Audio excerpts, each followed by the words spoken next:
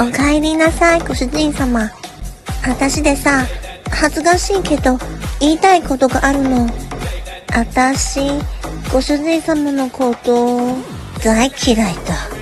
ご主人様でさ、腐った匂いがするよ。キモい。ちゃんとお風呂入ろうよ、この雑魚め。クズの中のクズ。ド変態じゃないの？こう言われたらまさか、興奮している？最低。